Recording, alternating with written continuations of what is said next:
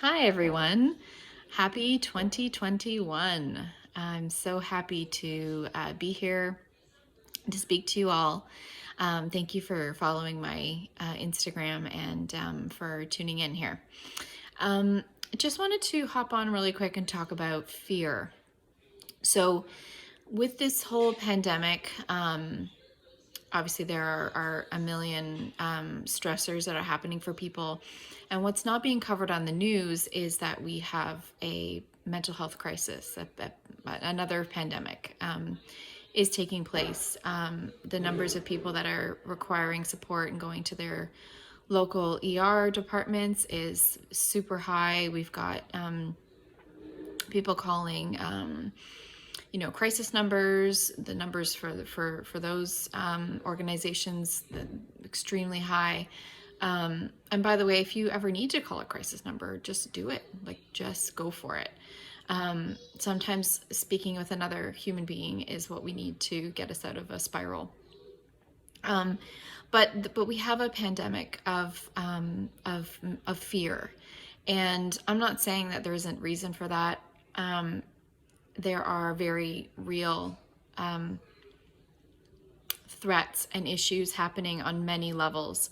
But we have to learn how to move from the fear consciousness into a higher state of consciousness, a more heart-centered love consciousness. And if that language doesn't resonate for you, that's fine. It's just about moving from, just think about it as moving from your limbic system in your brain, your fear location where you house a lot of your subconscious reactions, into your prefrontal cortex, which is your more adult brain, let's call it that.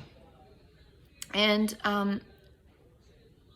sometimes the simplest interventions are the most powerful, and I often laugh to myself at myself, because when I also experience things like fear or overwhelm, it's funny how even a therapist needs a reminder and needs these tools to be in our forefront to get through the human emotions that we're all navigating.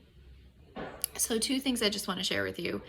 One is what I have found extremely helpful, which is a super simple thing to do, is if you notice that there is fear happening in the form of anxiety, difficulty sleeping, more chaos around you, like more arguments with your partner or with your children, or at work. Fear can manifest in so many different ways, more physiological symptoms, pain, etc. Excuse me. Then one simple thing you can do is actually take a pen and paper and write down your fears. So simple, so powerful. So the first step is writing down the fears. What exactly are the fears inside there? Really think about that. Really reflect on, what is it that I'm afraid of in this moment? And then the second thing you can do if you want to, although I think the writing them down is the most powerful part, is to look at each fear that comes up and just be curious about what could you do to address that fear. So write down, if you have an idea around what you could actually do to mitigate that fear or to lessen it slightly. So for example, if you have a fear of, like a common one right now is a fear of getting sick. So you can write down, my fear is getting sick. Well, what is it about getting sick that you're really afraid of? Well, maybe it's, I wouldn't be able to work and make money. So what could you do to mitigate that fear right now? Well, maybe it's look at your grocery bill and figure out how you can spend a little bit less and save a little bit more. Or maybe it's talk to your partner about your worries about money, or specifically around getting sick and then not being able to make money, etc. So that's just an example, but obviously you'll have your own. So it's a very powerful, simple tool. So I just want you to have that.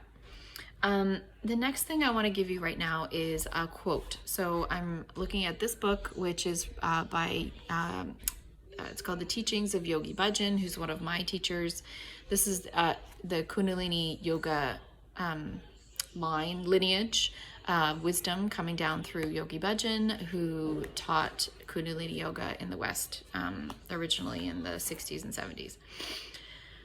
So he says, what is a fear complex? When you feel limited. If you feel that you are a part of the universe and the universe is a part of you, what is there to fear? I just think that's really interesting and really beautiful.